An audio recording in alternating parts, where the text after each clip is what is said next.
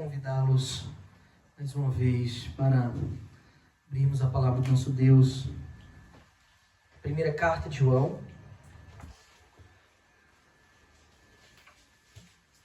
capítulo 3. Nosso estudo vai ser do versículo 19 a 24, mas é interessante a gente ler todo o parágrafo aí a partir do versículo 11, tá bem? Ainda está dentro do mesmo contexto, do mesmo conteúdo. Os irmãos encontraram? Primeira carta de João, capítulo 3, a partir do versículo 11. A Escritura diz assim: porque a mensagem que vocês ouviram desde o princípio é esta, que nos amemos uns aos outros. Não sejam como Caim, que era do maligno e matou seu irmão. E por que o matou? Porque as suas obras eram más e as de seu irmão eram justas. Irmãos, não se admirem se o mundo odeia vocês. Nós sabemos que já passamos da morte para a vida, porque amamos os irmãos. Quem não ama, permanece na morte. Todo aquele que odeia o seu irmão é assassino. E vocês sabem que todo assassino não tem a vida eterna permanente em si. Nisto, conhecemos o amor que Cristo deu a sua vida por nós. Portanto, também nós devemos dar a nossa vida pelos irmãos. Ora, se alguém possui recursos deste mundo e vê o seu irmão passar necessidade, mas fecha o coração para essa pessoa, como pode permanecer nele o amor de Deus? Filhinhos, não amemos de palavra nem da boca para fora, mas de fato, de verdade. Os versículos do nosso estudo hoje. E nisto conheceremos que somos da verdade, bem como diante dele tranquilizaremos o nosso coração. Pois se o nosso coração nos acusar, Deus é maior do que o nosso coração e conhece todas as coisas.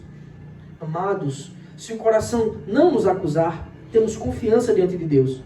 E aquilo que pedimos dele, recebemos. Porque guardamos os seus mandamentos e fazemos diante dele o que lhe é agradável. E o seu mandamento é este, que creiamos no nome de seu Filho, Jesus Cristo, e nos amemos uns aos outros, segundo o mandamento que nos ordenou.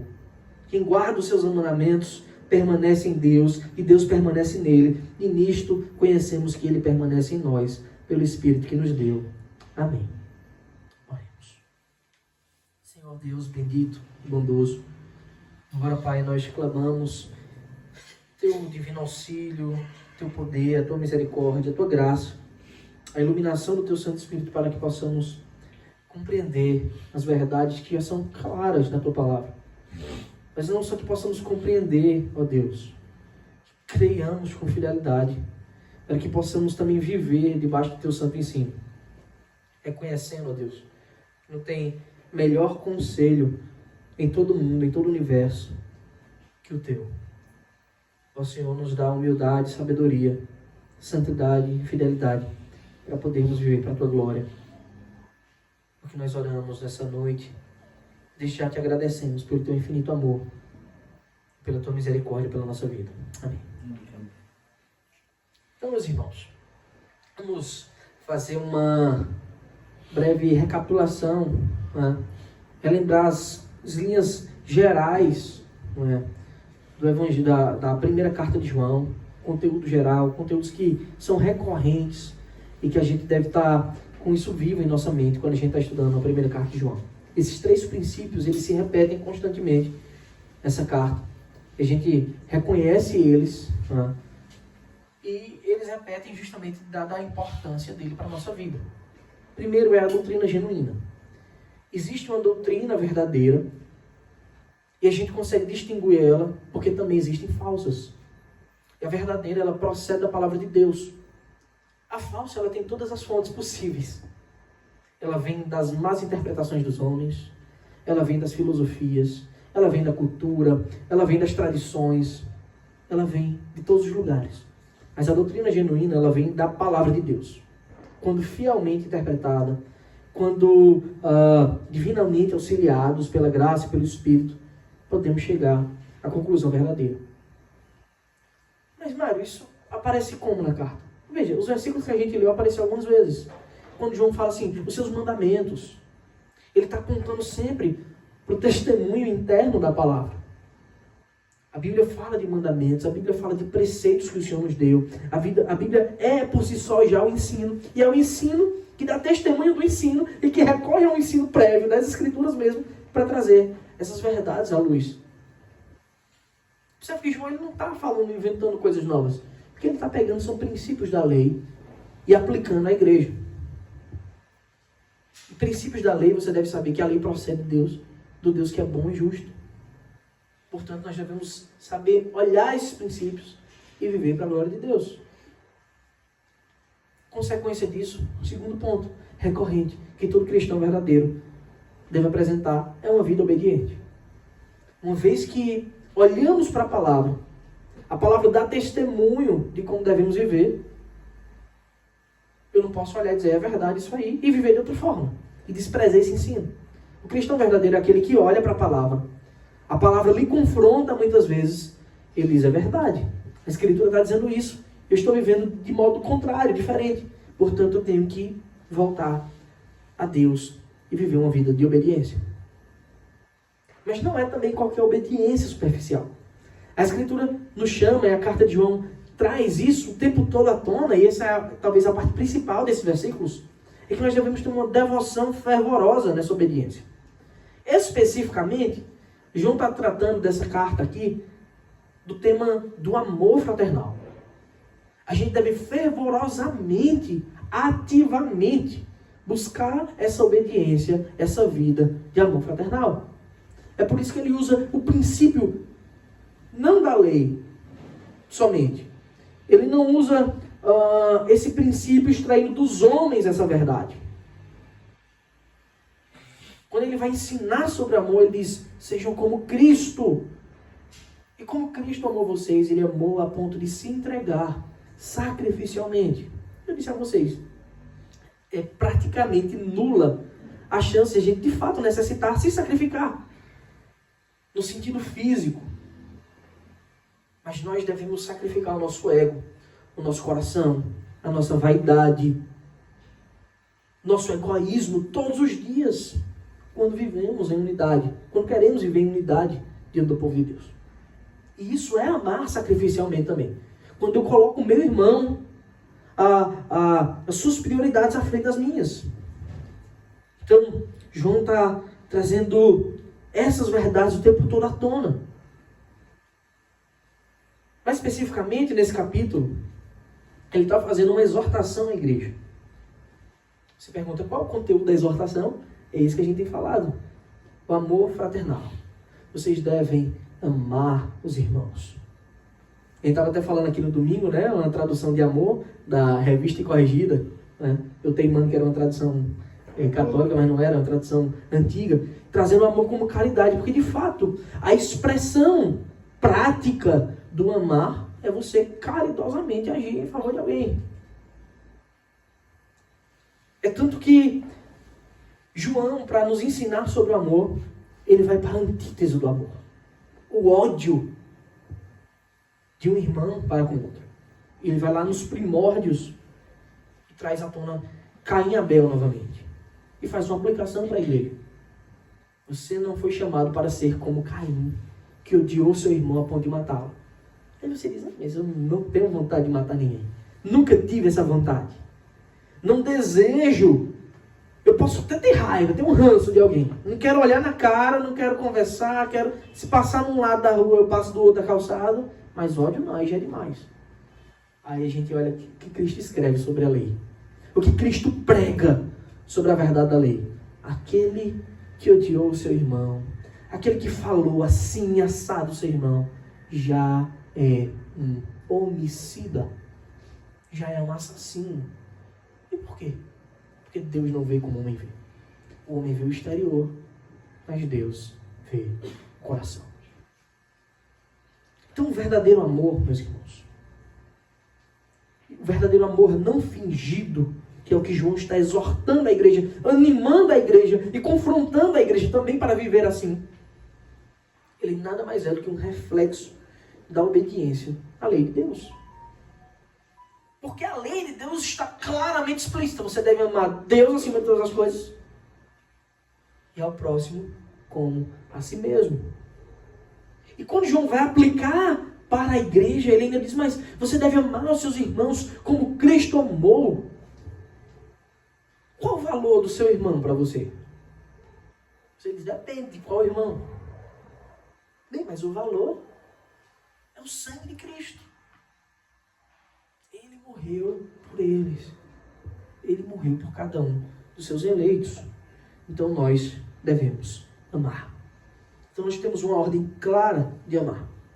E há uma incompatibilidade também clara do cristão com a falta de amor. Veja, o amor não é só um aspecto da lei, irmãos.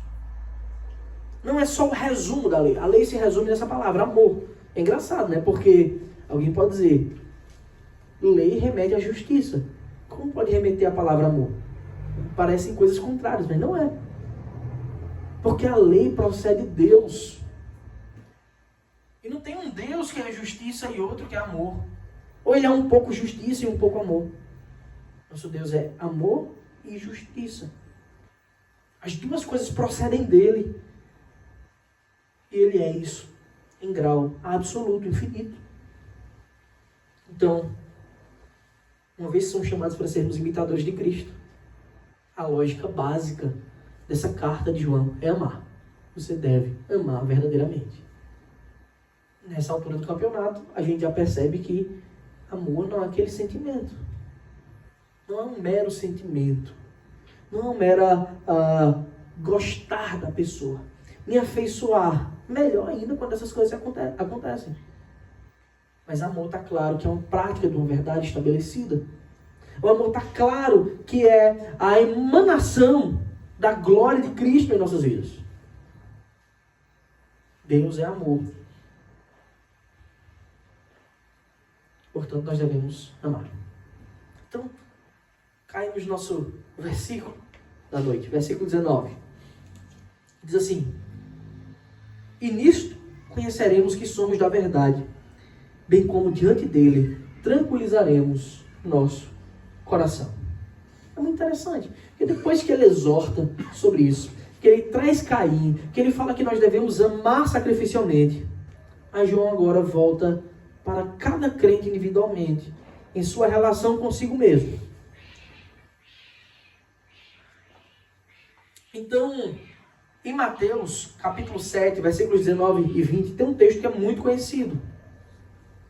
E é importante que a gente faça essa relação com esse texto. Jesus diz assim, são palavras de Cristo, final do Sermão da Montanha. Ele diz assim, toda árvore que não produz bom fruto é cortada e jogada no fogo. Assim, pois, pelos seus frutos vocês os conhecerão. Irmãos, Jesus não está falando de agricultura aqui, tá? Está evidente isso, não tá? Ele não está falando de colheita e plantio de vegetais. Ele está falando sobre a prática de vida de um cristão. Mais especificamente, a aplicação de Jesus nesse texto é para os falsos mestres. É para os falsos profetas. Porque eles tinham uma capa de santidade. Eles diziam uma coisa. Eles professavam uma certa ortodoxia. Um amor pela lei. Um apego às tradições. Mas especificamente, você deve lembrar que em seu ministério, Jesus passou boa parte do seu ministério em embate contra fariseus, contra escribas, contra sacerdotes, que eram de outra ordem, a maioria deles eram saduceus. E Jesus começa a denunciar aqueles falsos aspectos religiosos que aqueles homens traziam. Aquela falsa religiosidade ímpia daqueles homens. Jesus diz o quê? Não é só a aparência exterior. Mas quais os frutos essas pessoas têm produzido? Interessante, porque alguns gostam de levantar, né? O não julgueis. O não julgueis é a carta na manga para qualquer um que quer viver pecando. Você quer viver pecando, né? E não quer prestar satisfação a ninguém, aí você usa não julgueis. É o que o texto não ensina isso, né? O texto não ensina que não devemos julgar. Ensina que nós não devemos julgar de forma temerária, hipócrita, né? Sem amor. Porque justamente esse texto Quando Jesus diz assim, pelos seus frutos os conhecerão, Jesus está dando um padrão de como nós devemos julgar. Só que a gente gosta muito de aplicar isso aos outros. Quando a gente vai para a carta de João, que ele fala do nosso coração, do testemunho interno de nós para nós mesmos, João está nos ensinando agora a aplicar esse julgamento em nós mesmos. Eu devo refletir com o mundo da minha vida. E é isso que ele faz aqui. Eu faço essa pergunta para vocês. Será que a gente pode aplicar esse princípio em nós? A resposta é óbvia, sim. Não só podemos, como devemos constantemente. Porque é muito fácil aplicar nos outros. Eu olho para Gabriel. Começo a falar, Gabriel fez isso, fez aquilo. Um dia desse, Gabriel disse isso. Aí eu olho o Gabriel todinho, faço todos os exames de imagem possível em Gabriel. E em mim mesmo. Cristão, eu tenho dito isso para vários irmãos, nós somos chamados para viver uma vida de reflexão constante. Essa reflexão não é abstrata, subjetiva. Ela deve levar à glória de Deus. O cristão, ele deve almejar Deus sendo glorificado. Desejo máximo do nosso coração é a gente sair, esbarrar com pessoas na rua e dizer assim, que Deus seja louvado, porque Ele é muito bom. O Deus gracioso, o Criador de tudo. A gente deve querer isso. Mas eu não quero querer só para os outros. Isso deve ser verdade primeiro para mim. A minha vida deve ser uma vida para a glória de Deus. Você recebeu uma nova vida para isso. E aquele que decidir trilhar esses caminhos, logo descobrirá que esse é o verdadeiro caminho da felicidade. Que você vai ser feliz se você viver para a glória de Deus. Sabe por quê, irmãos? Porque quando Deus ele criou, quando Deus criou o homem em Gênesis, Ele criou com esse intuito. Para glorificá-lo. O pecado mancha, corrompe, tira da nossa mente a perspectiva correta. Mas quando a gente, convertido, mergulha na palavra de Deus, a gente descobre o verdadeiro caminho da felicidade. É glorificar a Deus. De modo algum, glorificar a Deus significa dizer uma vida sem alegria, uma vida pesada, dura. Pelo contrário, é o verdadeiro caminho da felicidade. É o caminho pleno, onde nós nos tornamos, como Paulo diz, o contrário do que Paulo diz, onde nós nos tornamos úteis. Porque antes éramos inúteis. Porque aquilo que fomos feitos para fazer, o pecado corrompeu e a gente deixou de fazer. Mas aí vem uma pergunta, olha. João está dizendo assim, e nisto conheceremos que somos da verdade. Como saber se eu tenho trilhado o caminho certo? Se eu não sou um hipócrita, se eu não sou um fingido, nosso coração é tão enganoso que pode ser que eu acho que isso aí não sou. Como eu posso tranquilizar meu coração diante dele? Será que é só se eu for perfeito? Se eu levar uma vida plena? Sem nenhuma falha, sem nenhuma mácula? Talvez você possa pensar isso. Então surge essa pergunta. Podemos confiar em nossos corações? Aí você deve lembrar desse texto de Jeremias, que eu já citei aqui umas 800 vezes pelo menos. Jeremias 17, 9, 10, ele diz assim: enganoso é o coração, mais do que todas as coisas, e desesperadamente corrupto, quem poderá entendê-lo? Você já deve ter passado por alguns momentos na sua vida, que um dia você queria uma coisa, no outro você queria outra totalmente diferente. E se você refletiu sobre isso, você deve ter pensado: eu sou muito estranho. Eu sou incoerente. Nem eu consigo compreender o que eu quero. Só que o versículo 10 de Jeremias diz assim: eu, Senhor, sondo o coração. Existe um que conhece. A gente mesmo não conhece. Principalmente o ímpio. Né? A gente começa a ter uma visão mais nítida, um pouco menos manchada, quando o Espírito Santo nos regenera. Mas ele diz assim: eu, Senhor, sondo o coração. Eu provo os pensamentos para dar a cada um segundo os seus caminhos, segundo o fruto das suas ações. Então, nós podemos confiar em nossos corações? Porque nossos corações, muitas vezes, podem nos acusar. E algumas vezes ele também pode nos tranquilizar. A tranquilidade do nosso coração é prova cabal de que eu estou sendo aceito por Deus. A acusação em alguma espécie que o nosso coração pode nos trazer, um coração que remeta aqui aos seus sentimentos, à sua mente. A tranquilidade é uma prova de que você está sendo aceito. A acusação é uma prova que Deus está te rejeitando. E aí que entra o ponto que João está sempre trazendo na sua palavra.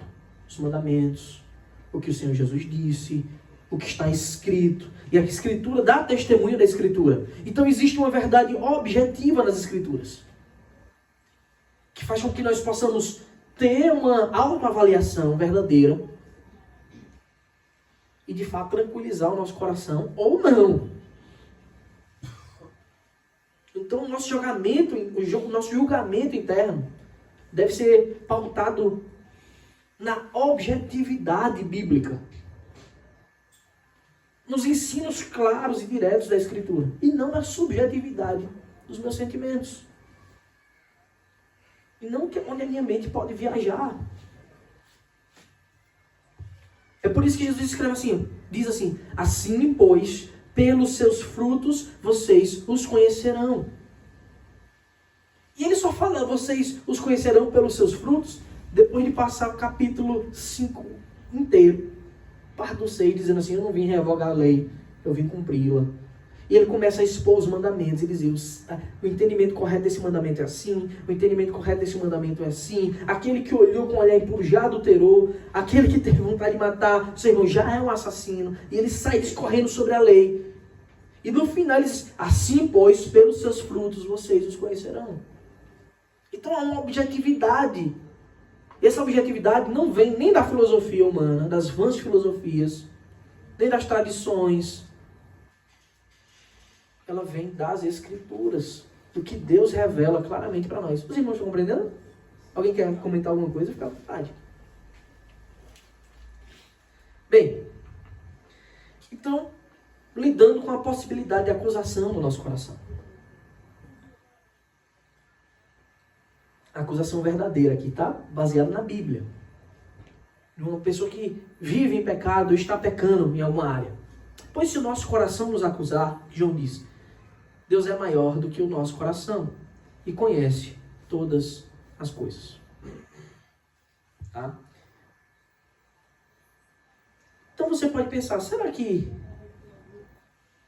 Deus está exigindo que eu viva uma vida perfeita? Isso é impossível, porque eu sou um pecador ainda. Será que Deus,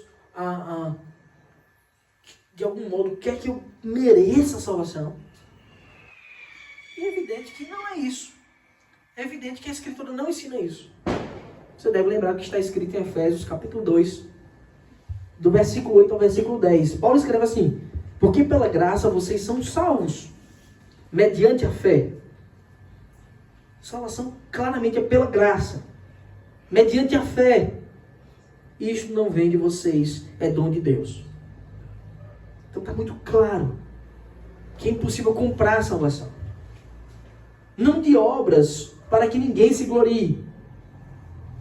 E aqui está um motivo muito claro. Ninguém pode se gloriar dizendo assim: eu mereço. Ninguém merece. Agora, observe a sequência da salvação. As consequências na vida daqueles que são salvos. Pois somos feitura dele, criados em Cristo Jesus. Com criados, leiam-se assim, ó. Recriados, redimidos, criados em Cristo, é uma nova criação que incidiu sobre nós. Criados em Cristo Jesus para as boas obras, as quais Deus de antemão preparou para que andássemos nelas. Que está claro que são propósitos eternos de Deus, para que a gente vivesse essa vida de boas obras. E obviamente a prática do amor, o amor entre irmãos, o amor à unidade na igreja, o amor sacrificial está inclusa nas boas obras. Esse é o padrão de vida de alguém que foi regenerado, de alguém que recebeu a obra do Espírito Santo. Então, a resposta de um coração regenerado, a resposta de alguém que foi verdadeiramente convertido, né? Limpo, purificado pelo Espírito Santo, são as boas obras. Isso é consequência da salvação. Bem, a prática do amor verdadeiro, do amor não fingido, nos padrões bíblicos, ela só pode ser vivida, de fato, se alguém foi alvo dessa obra infinita, perfeita do Espírito Santo. A nossa confissão diz assim, que de modo nenhum essa regeneração é diferente do mesmo poder que levantou Cristo dos mortos, do mesmo poder que ressuscitou o Senhor Jesus. É o mesmo Espírito que nos regenera, que nos ressuscita da nossa morte espiritual. Então a tranquilidade que João está nos ensinando, ela não vem de comprarmos a salvação pela caridade, tá? Por esse amor prático entre os irmãos. Pelo contrário, vem da confiança de que o amor que temos é pura graça de Cristo. É um reflexo da obra de Deus em nós. O que essa prática do amor que nós devemos viver é a prova visível de que o Espírito Santo já habita em nós, de que já fomos salvos. A prova visível é essa prática do amor não fingido. Como é, nesse sentido, pelos seus frutos os conhecerei. Então, para além das obras, uma evidência que o Espírito Santo habita em nós seria esse paradoxo de estar sempre tranquilo e também sempre inquieto com as posições do coração. Não, eu vou chegar lá na inquietude, não é isso não. Pelos seus frutos o conhecereis, é o Senhor nos dando uma evidência objetiva, não subjetiva, para sabermos se alguém de fato é um filho de Deus, um servo de Deus, ou se é um fingido. Você lembra que a gente, para chegar nesse ponto, João já passou pela apostasia, né? João já falou de apostasia, João já falou de anticristos dentro da igreja, né? De homens infiéis dentro da igreja, e agora ele está trazendo outra... Eu disse, né, como uma espiral, né? João volta e retorna para os assuntos dando uma profundidade maior, né? Como saber? Porque aqueles estavam no meio de nós, mas não eram dos nossos, como João disse. Então, como saber? Não só se o outro é um verdadeiro cristão, mas se eu sou. Porque às vezes a gente pode ter mais uma falsa moralidade. É exatamente nisso. Apenas pelas regras e pela certinha. É exatamente isso. A alegria do nosso coração perene, não é fugaz nem passageira, é mediante a graça. Ele diz que deságua o texto no final, em perseverança. Né? A diferença da moralidade para do verdadeiro cristianismo, né? Não só está nas intenções do Deus que sonda os corações, mas na perseverança. Porque o moralista, ele consegue sustentar por alguns momentos, e apenas visualmente. Ele consegue sustentar diante dos outros uma prática de vida, mas não diante de Deus que sonda os corações. Né? E nem sustenta isso para sempre, nem persevera. O cristão é diferente. Aí esse aí já é caminhando um pouquinho para o final do capítulo, a gente vai chegar lá. Tá? Então, agora, nós devemos amar viver debaixo desse ensino de Jesus. É a diferença do moralista. O moralista não ama, ele vive porque ele quer ter as atenções, de alguma forma. Ele quer ser reconhecido como. Ele pode amar ser reconhecido como alguma coisa. Mas não necessariamente ser um servo de Deus. Não é? Isso é uma diferença muito importante. Então, a questão é, se o contrário acontecer, e se o nosso coração nos acusar? Se o nosso coração apontar falhas verdadeiras em nós? Se o coração apontar para nós que a gente tem vivido uma vida, nesse aspecto, injusta, pecaminosa, se a gente não estiver amando de verdade os nossos irmãos. Irmãos, é tão difícil amar de verdade. Existem pessoas que são muito fáceis de amar. É fato isso. Mas existem outros que não são fáceis de amar. E a Bíblia não dá essa liberdade para você escolher quem ama e quem não ama. Você deve amar todos os seus irmãos. Isso é pisar no ego do homem. Massacrar o ego, a vaidade que a gente carrega. Agora, e se o nosso coração nos acusar? Eu sou um cristão de verdade?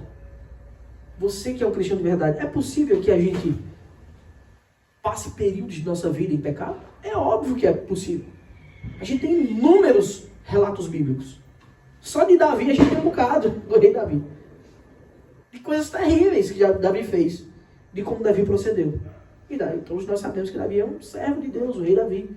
Homem segundo o coração de Deus. É possível que o nosso coração nos acuse? Depois de muito tempo que Davi teve o seu coração acusando ele diz, compadece de mim, ó Deus, segundo a tua misericórdia. Depois de muito tempo de pecado, ele escreve o Salmo 32. Esse é o 57, ele escreve o 32. Então, assim, é possível que os nossos corações nos acusem. Mas a diferença do cristão verdadeiro é essa. Pois, se o nosso coração nos acusar, Deus é maior do que o nosso coração. E conhece todas as coisas. Vocês conseguem perceber a grande dádiva disso? Isso é mais uma vez a graça de Deus sendo revelada. Você se pergunta, qual o testemunho do seu coração? Eu te pergunto, para que você se pergunte também. Ele tem me causado angústia, acusação, temor ou alegria e tranquilidade, porque eu estou servindo a Deus com fidelidade? A grande questão é que você foi chamado para um autoexame constante. E esse autoexame não deve ser um autoexame pelo autoexame, mas ele deve refletir em uma mudança de procedimento. Sempre que nós nos examinarmos, sempre que a gente caminhar progressivamente na fé, e quando nós nos examinamos, a gente vai perceber que nós temos falhas, que talvez antes a gente não percebia, mas agora, por estar mais próximo de Deus, a gente percebe. E essas falhas precisam ser corrigidas. E quanto mais você caminha com Deus, mais você descobre que você tem muitas falhas. Quanto mais perto da luz do Senhor, mais elas ficam evidentes para você.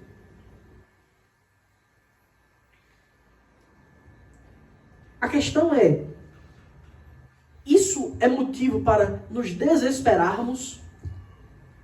O nosso coração muitas vezes nos acusa. A gente tem falhado nisso. Existe uma grande diferença. Quando nós pensamos que se eu não mudar pela minha força, eu não consigo. Aí eu coloco mérito no meio. E se eu não confiar na graça de Deus. É por isso que João ele não está avaliando caso a caso de pessoa. Ele diz assim, se o nosso coração nos acusar, ele está dirigindo a carta a crentes. Deus é maior do que o nosso coração. Sempre. E mais, ele conhece todas as coisas. Os pecados que você ainda vai descobrir que tem, ele já sabe, desde antes da fundação do mundo. Nós somos chamados para fazer esse autoexame e mudar e transformar a nossa vida.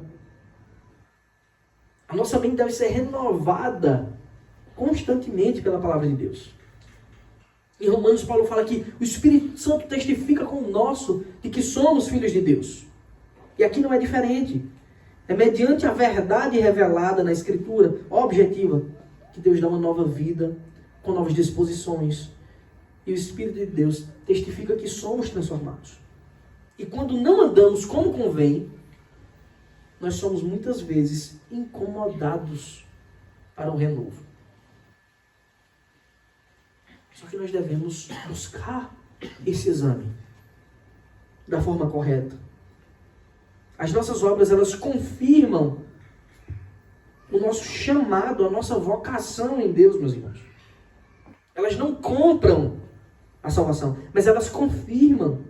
Lembra o que Paulo escreve? Quando Cristo nos dá uma nova vida, Ele nos faz para andarmos nas boas obras que Ele preparou de antemão. O fim para a nossa salvação não é só a eternidade, mas é para o aqui e agora, uma vida transformada, uma vida para a glória de Deus, uma vida de amor. Todavia, se o nosso coração nos acusa, Cristo, aquele que morreu, aquele do amor sacrificial que o João está falando o tempo todo, nosso Senhor, nosso Deus, Ele é maior do que o nosso coração. Ele é mais gracioso do que tudo. E a máxima da Escritura fica viva aqui. A misericórdia triunfa sobre o juízo. A misericórdia triunfa sobre o juízo. Obviamente, isso não é desculpa para que a gente viva em pecado, tá? Quem pode dizer assim, a misericórdia de Deus sempre supera, né, o meu coração, que me acusa, então eu posso viver de qualquer jeito. Eu posso viver pecando, depois eu digo, Deus é bom. Obviamente, meus irmãos, a gente sabe que quem pensa assim nunca foi salvo. Não amou verdadeiramente o Senhor. Não busca a glória de Deus. Quem tem esse pensamento ímpio não vive para a glória de Deus, não busca a glória, não quer a glória de Deus. Paulo escreve isso, né? Paulo antecipa esses questionamentos ímpios que alguém podia ter lá em Romanos 6, versículos 1 e 2. Ele diz assim, que diremos então? Continuaremos no pecado para que a graça aumente ainda mais ou abunde ainda mais? De modo nenhum. Como viveremos ainda no pecado, nós que já morremos para ele? O que está sendo dito aqui, o pecado, ele é para ser, eu já falei aqui outras vezes, um acidente, um erro de percurso na vida do crente. Não a rota oficial. Não a constante, mas a exceção. Quando o nosso coração nos acusar de qualquer pecado, no caso aqui em 1 João, é a falta de amor fraternal, nós devemos correr para os braços misericordiosos de Deus. E nele a gente encontra perdão, descanso. Mas também nele a gente encontra a fórmula da mudança de procedimento. Do procedimento correto. Nosso Deus, Ele mesmo é quem tranquiliza os nossos corações. Mesmo a gente ainda sendo pecadores. Ele tranquiliza, porque Ele é muito amoroso. Ele revela a sua graça eficiente em nós, nos fazendo ver que hoje somos de fato transformados. Que hoje vivemos um novo proceder, num novo caminho, não no mesmo mais. Obviamente nós não podemos transformar a graça de Deus em libertinagem. É isso que Paulo escreve. Não transforme a graça, a liberdade em libertinagem. A gente não pode ser cínico nesse relacionamento com Deus. Dizer, eu vou pecando porque eu sei que Deus me perdoa depois, então eu vou pecando, vou vivendo. Algumas pessoas gostam de viver, né? Vou viver a vida do meu jeito, dizer assim, vou viver do meu jeito. Se Deus sempre me perdoa, está tudo certo. Quem pensa assim, nunca conheceu a bondade de Deus. Nunca conheceu o Deus gracioso, o Deus que é amor e justiça, que ama a santidade, aquele que não pode contemplar o mal, aquele que João escreveu já que habita em luz inacessível. Portanto, ainda que o nosso coração ele revele as nossas fraquezas, Deus revela para nós ser muito misericordioso, superando as nossas fraquezas com seu amor que é infinito. Agora, essa é uma verdade que a gente deve ter viva em nossa mente. Você foi chamado para refletir, para pensar, não só para ser um reflexo de Cristo, tá? Mas para, de fato, pensar. Deus te deu um cérebro, uma mente, sabedoria, discernimento para usarmos. Eu não tenho dúvida disso, tá, meus irmãos? As pessoas que se convertem verdadeiramente, elas ficam mais inteligentes. Eu não tenho dúvida disso. Que Deus abre a mente para verdades que nunca foram possíveis antes da conversão. Tivesse você o título que fosse, o diploma que fosse, é só em Cristo que a gente enxerga uma verdade plena. Ele te deu uma mente, discernimento, sabedoria para você usar, não para você ocultar. Quando João está falando de amor, ele está falando de unidade da igreja. Você deve lembrar que o símbolo máximo da comunhão, da unidade entre os irmãos, da prática do amor, o símbolo máximo para a igreja é a ceia do Senhor. É a ceia. É nela que celebramos a comunhão dos santos, dos filhos de Deus, do corpo de Cristo. E você deve lembrar, quando Paulo ele está explicando a igreja, uma igreja extremamente problemática, uma igreja com muita falta de amor, por sinal. A gente vai, se Deus permitir, depois dessa carta, estudar a carta aos Coríntios, se Deus permitir. Uma igreja extremamente problemática, um dos problemas das raízes do problema era a falta de amor, era desunião, era partidarismo dentro da igreja. Como se a igreja fosse dividida, como se não tivesse apenas o corpo de Cristo, como se tivesse vários corpos. Pode falar. Ontem eu comecei em Coríntios, e aí eu tô estudando. E aí, no momento que Paulo fala sobre as brigas que estavam acontecendo entre eles, que falava de Apolo... Sim, o partidarismo, isso. Exatamente. Ali estava rolando, eu tive a interpretação que estava rolando uma certa comparação e querendo trazer uma certa meritocracia também. Porque Paulo fala, ele vai lá e corrige esse pessoal, e depois ele começa a falar sobre a sabedoria, porque ele fala, quem é um sábio, quem é um tolo. Isso. E, então, tipo, eu tive a interpretação que eles estavam meio que atrelando eles serem cristãos por méritos, pela sabedoria. Em última análise, é isso. Eu não vou entrar tanto no contexto, mas de forma simples, aquela igreja, aquele contexto, aquela cidade grega, né? Eles tinham muito esse partidarismo já dos filósofos. Né? Eles gostavam de seguir suas correntes filosóficas e eles queriam fazer isso dentro da igreja. Ah, você é epicurista? Beleza, eu sou estoico. Ah, não, eu sou platonista. E queriam fazer essa divisão dentro da igreja. Né? Como se o evangelho fosse dividido. Como se Paulo pregasse uma coisa e Apolo outra. Cefas, Pedro outra, né? Mas a gente vai chegar lá, tá? Mas é isso mesmo. Essa divisão, no final das contas, implica falta de graça. Não entender a bondade de Deus, a graça de Deus. Eu comentei porque eu queria saber se estava certo. Então, Paulo, quando vai falar da ceia para aquela igreja, ele diz assim, que cada um examine a si mesmo.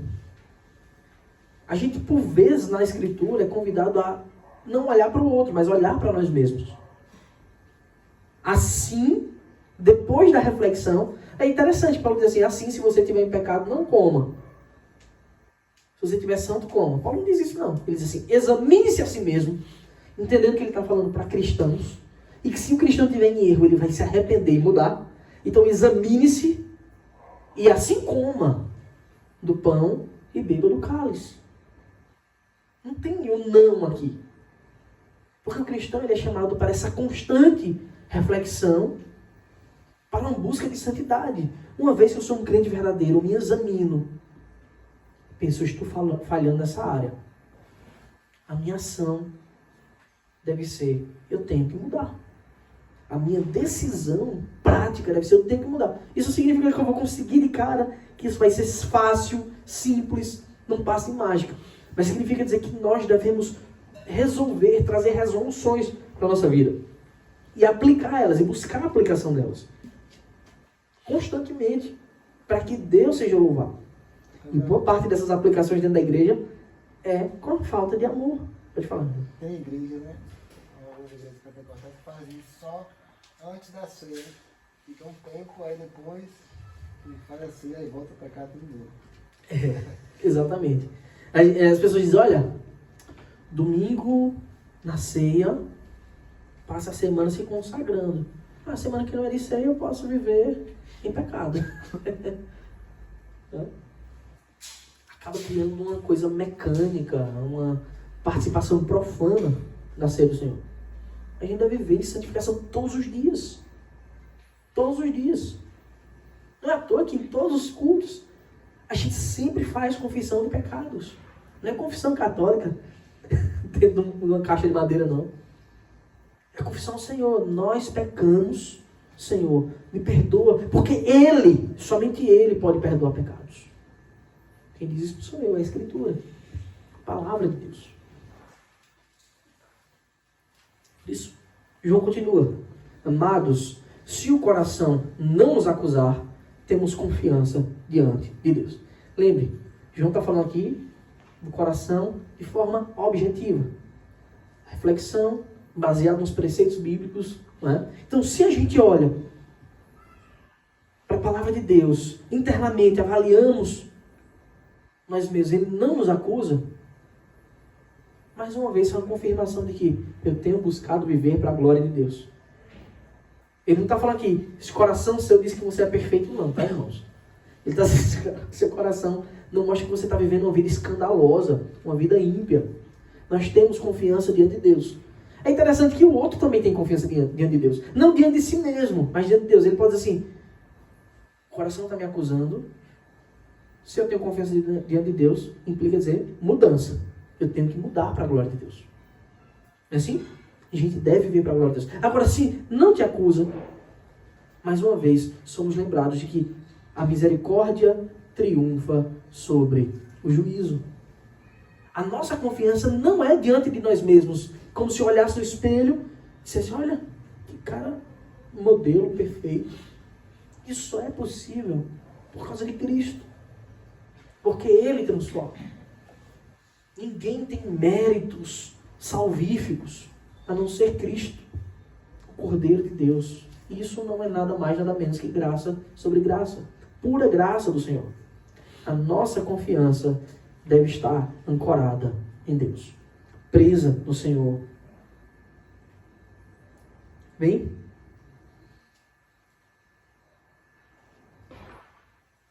Final de tudo isso deve ser glória a Deus. Ele deve receber o louvor, porque Ele é bom em todo tempo.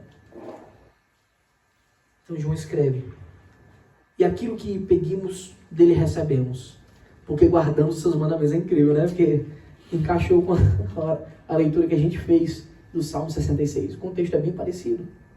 Salmo 66, ele diz, se eu tivesse contemplado a iniquidade, o Senhor não ouvia meus pecados, minhas orações, né? Se eu tivesse pecado, assim, e João, no mesmo contexto, João diz, e aquilo que pedimos dele recebemos, porque guardamos os seus mandamentos e fazemos diante dele o que lhe é agradável. Então, tem aqui uma relação clara entre guardar os mandamentos e receber a boa resposta do Senhor. De forma simples e verdadeira. Isso não é comprar a graça, mas de forma simples e verdadeira. Deus abençoa os obedientes. Em todo tipo de bênção, meus irmãos. A obediência, ela está sempre condicionada à palavra de Deus. Então, tem até mandamento com implicações de obediência. Como honrar pai e mãe. Um dos exemplos máximos que eu tenho, que eu acho incrível na Escritura, é Jesus, né, na cruz, dizendo assim, João, eis aí a tua mãe, mãe, eis aí teu filho. A Escritura diz que João tomou para si Maria. E honrou o princípio do honrar pai e mãe, obedecendo o mandamento do mestre. Né? Provavelmente não tinha outra pessoa que pudesse amparar Maria. João, apóstolo amado, não era qualquer um, era aquele que Jesus tinha um carinho especial, aquele que reclinava o peito, a cabeça no peito de Cristo. Ele toma Maria para si. Aí quando a gente olha para a vida de João, ele foi o único apóstolo que não foi assassinado. Ele foi o apóstolo que viveu contrariando todas as expectativas de vida até quase 100 anos de idade. Criou-se uma lenda que João nunca ia morrer. E ele obedeceu o 5º mandamento, de honrar pai e mãe. E quando lemos a lei de Deus perfeita, a lei que procede de Deus, inclusive as suas bênçãos, está lá que aquele que procede bem nesse mandamento, honrar pai e mãe, ele vive muito e vive bem. João, o único apóstolo que não foi assassinado. Não estou dizendo que os outros viveram mal, não, mas a gente tem um testemunho bíblico da realidade, da prova dos mandamentos e das bênçãos para aqueles que vivem obedientemente a palavra de Deus. Então a obediência está sempre condicionada à palavra de Deus. Quem obedece ama a palavra, ama os seus ensinos, ama os seus conselhos. Quem ama a palavra, consequentemente, faz o quê? Pede coisas decentes. Eu amo a palavra de Deus e peço uma coisa ímpia ao Senhor. Faz sentido? Peço para esbanjar, como o Tiago disse. Peço o que é errado. Quem ama as Escrituras se atrai por coisas santas. E Deus abençoa, obviamente, aqueles que agem assim. Não é à toa que Cristo disse, para aquele que pede bênçãos espirituais, sabedoria, discernimento, também no fim do Sermão do Monte. Aquele que pede, recebe. Aquele que procura, encontra. Aquele que bate, a porta é aberta. Para quê? Em que sentido? Aquele que deseja viver para a glória de Deus, debaixo dos seus mandamentos, debaixo da bênção do Senhor. Deus abençoa quem age assim, concedendo os santos pedidos. Pedidos esses que certamente glorificam o nome de Deus. Meus irmãos, não significa dizer que você não pode pedir conforto, um bom trabalho. Essas coisas você pode pedir.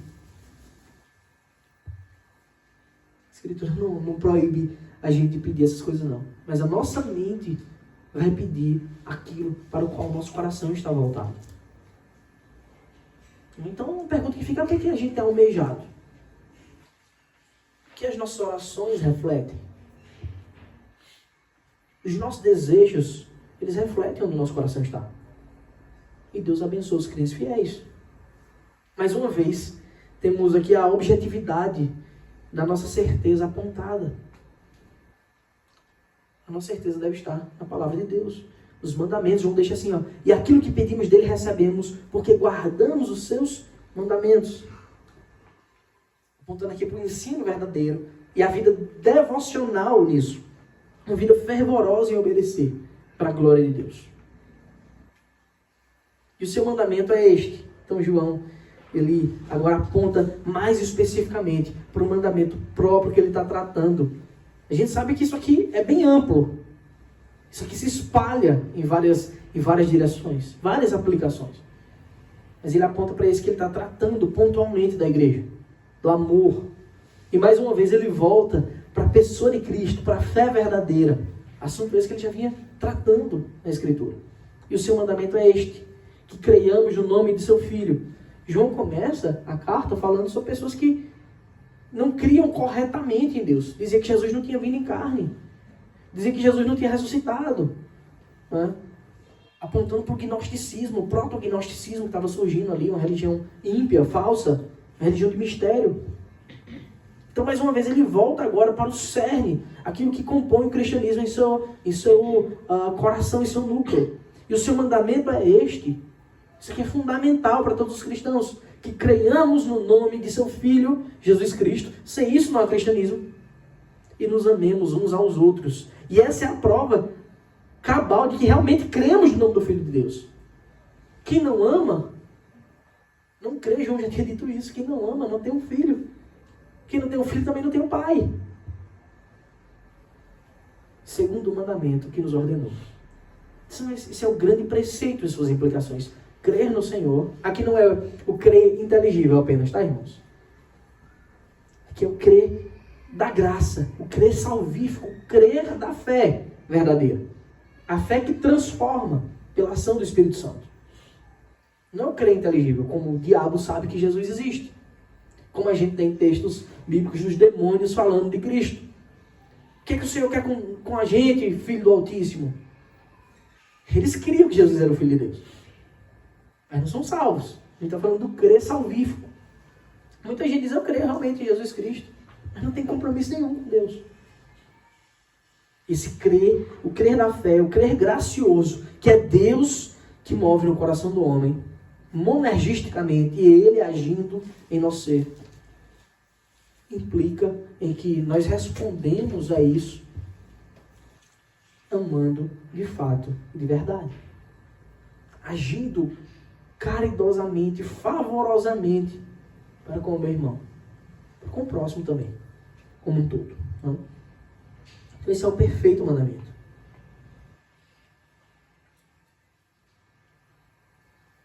E ele encerra finalmente esse capítulo longo, né? Temos tempo trabalhando nele, dizendo, quem guarda os seus mandamentos permanece em Deus. Mais uma vez ele faz aqueles silogismos, né? E Deus permanece nele. E nisto, conhecemos que ele permanece em nós, pelo Espírito que nos deu.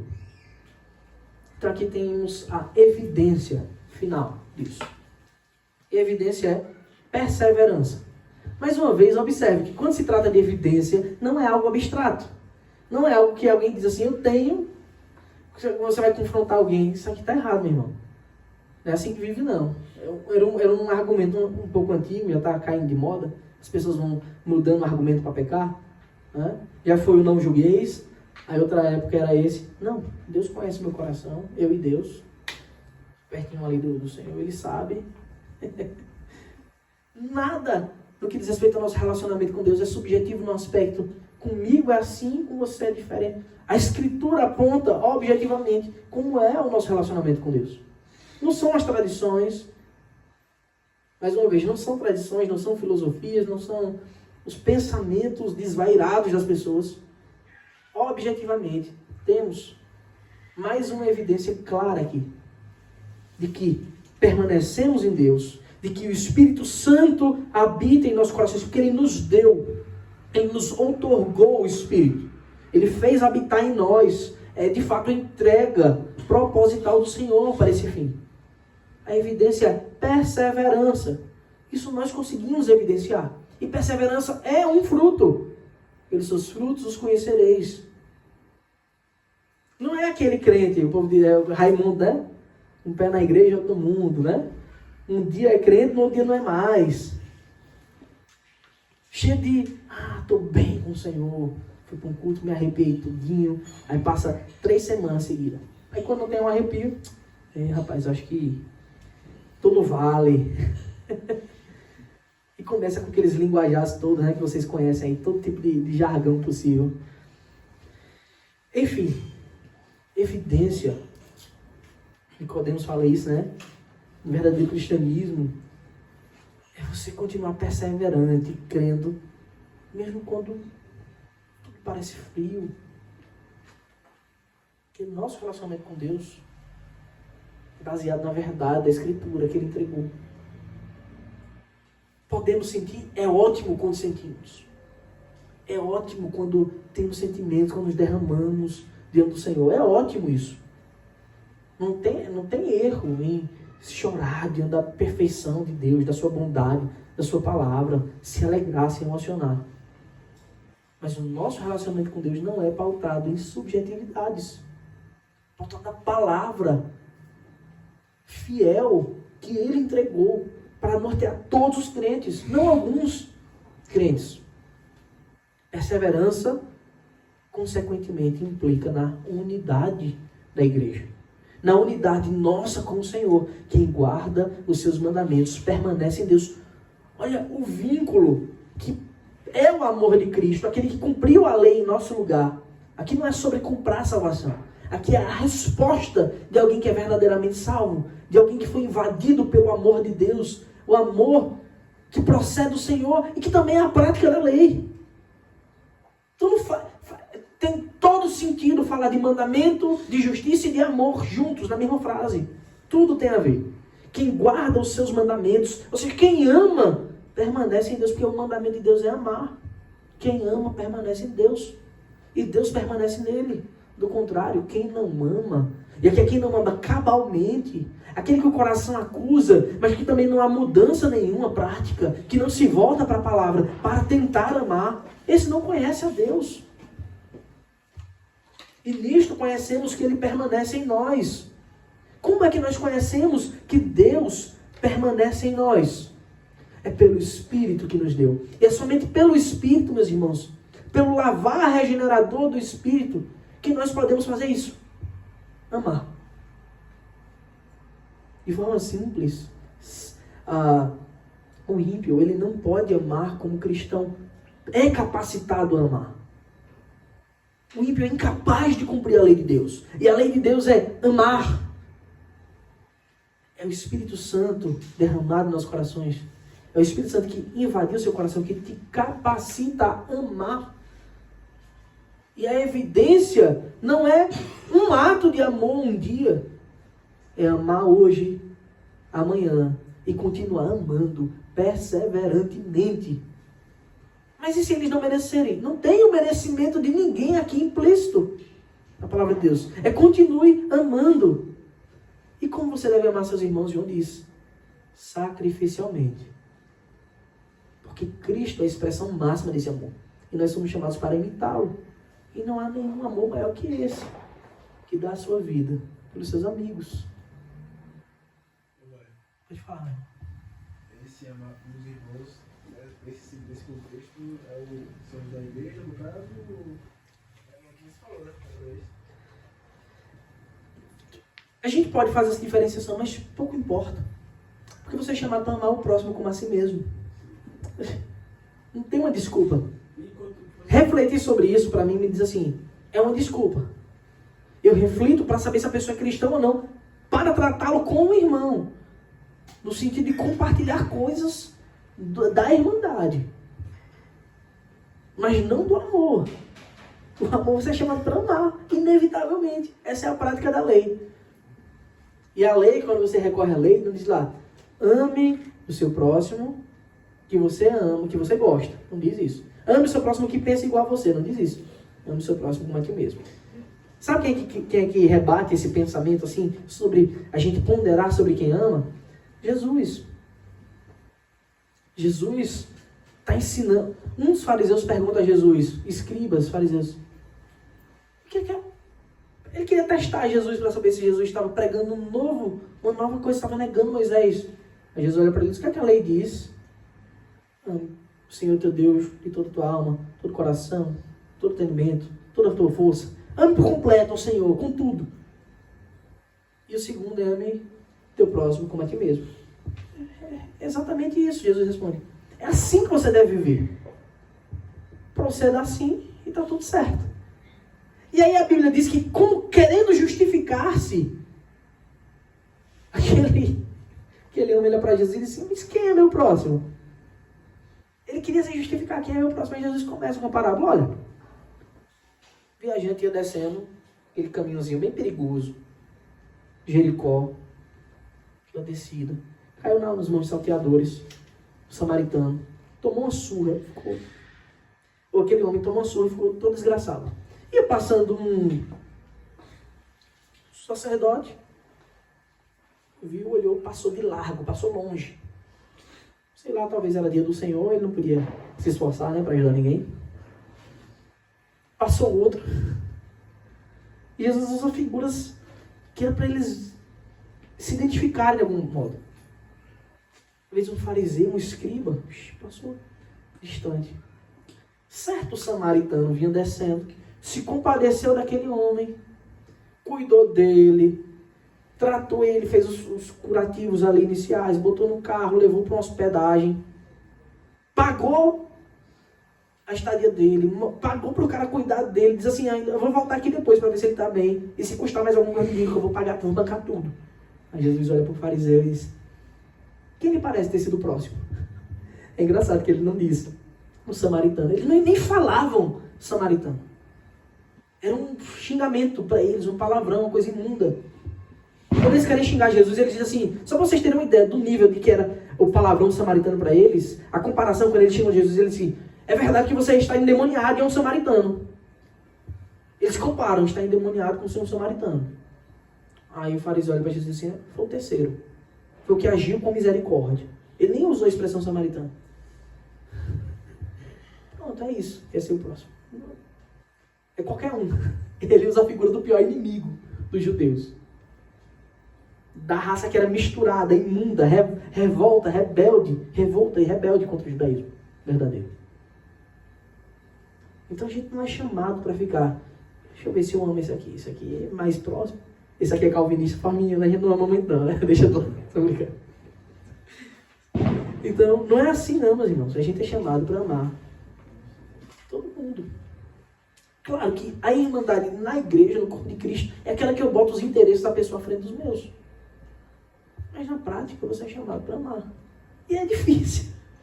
É difícil. Quer ver se você ama? Começa a refletir. Passa um dia dirigindo aqui em Serrinha. E começa a refletir se você ama mesmo. Se você não xinga umas 10 pessoas na mente assim.